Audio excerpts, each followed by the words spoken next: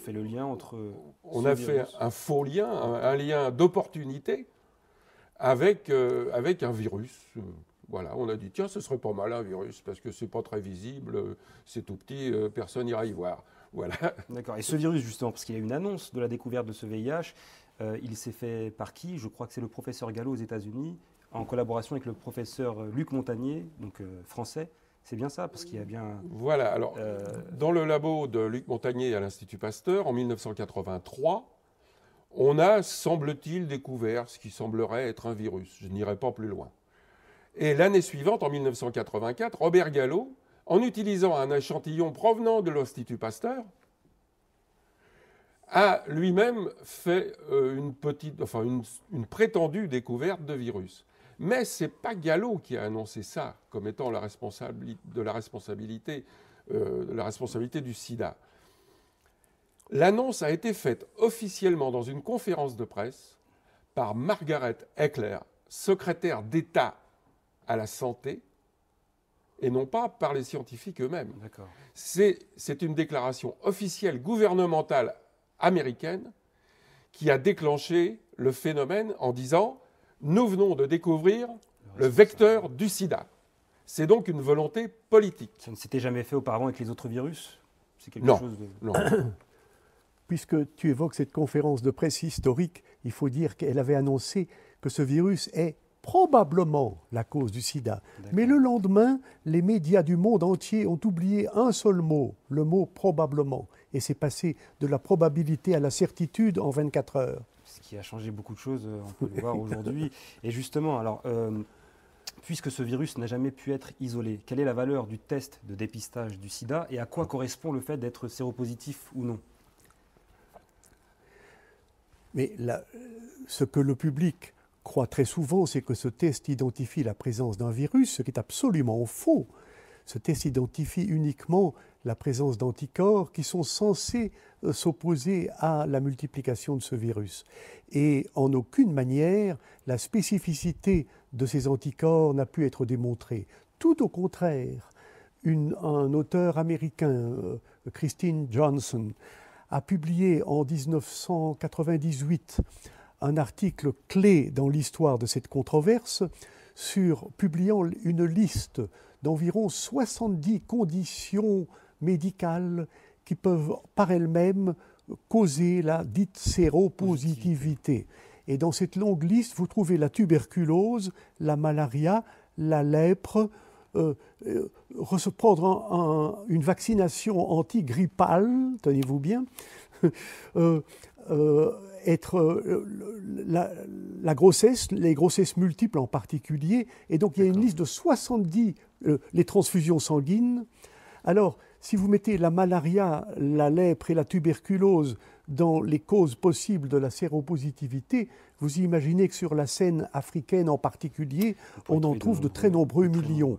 Donc ce test n'a strictement aucune valeur, a uniquement permis de terroriser la population du monde entier et de justifier d'une façon qui ne peut être mieux caractérisée que celle d'un génocide pharmacologique, a semblé justifier la prescription à tous ces patients séropositifs de médicaments d'une toxicité tout à fait mortelle. En gros, donc, c'est assez effrayant ce que vous nous dites parce que, si j'ai bien compris, toutes les personnes dites séropositives à qui l'on prescrit des traitements très lourds sont des individus sains. Eh oui. Très bien. Et oui, parce que dans cette histoire de sida, il y a eu deux phases. La première phase avec des vrais malades, c'est-à-dire des gens qui étaient atteints d'immunodépression. Il y a des gens immunodéprimés qui n'ont plus de système immunitaire. Ceux-là, on les soigne. Bon. Mais le plus honteux dans cette histoire de sida, c'est le fait d'avoir justement inventé ces tests de séropositivité qui ont permis de classer parmi les malades des gens qui sont parfaitement sains. Et là a commencé le gros génocide. Et justement, les fabricants de ce test nous précisent-ils que celui-ci n'est pas fiable, en fait? Ah oui, en long, en large et en travers. Il suffit de lire la notice. Dans la notice, c'est indiqué.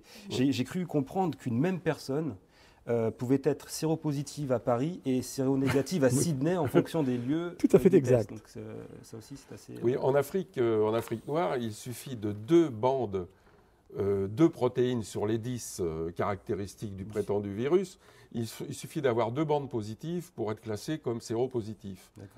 En France, il en faut 3. En Australie, il en faut 4 même. Donc, si jamais vous vous trouvez malade en Afrique, vous faites un petit saut en avion jusqu'en Australie et vous vous retrouvez sain d'un seul coup. Et ce test n'est pas applicable en Grande-Bretagne. Il est considéré comme tout à fait non significatif. Alors justement, par rapport au traitement, donc le seul qui a existé dès le départ, c'est l'AZT, c'est bien ça? Voilà. C'est un antirétroviral. L'AZT est un médicament qui avait été étudié dans le cadre de la lutte contre le cancer. Et puis, il s'est avéré que, comme on a l'habitude de faire des tests sur les souris, que toutes les souris crevaient. D'accord. Bon, donc on a absolument refusé, et catégoriquement refusé, que ce médicament soit mis sur le marché. Il est resté donc dans les placards. Jusqu'au jour où, la pression montant, les gens réclamant à grands efforts de panneaux, on veut un traitement, on veut un traitement, on a ressorti ça du placard en disant ben, ça fera l'affaire.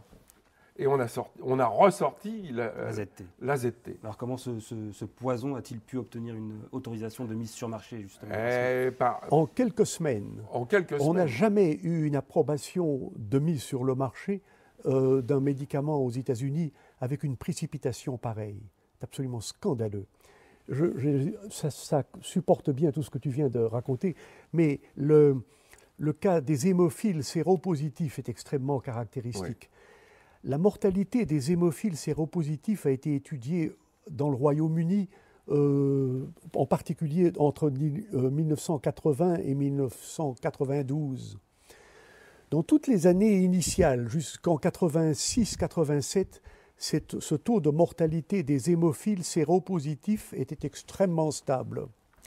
En 87, on a commencé à les traiter avec des hautes doses d'AZT et la mortalité est montée en flèche. La courbe va comme ça, 87.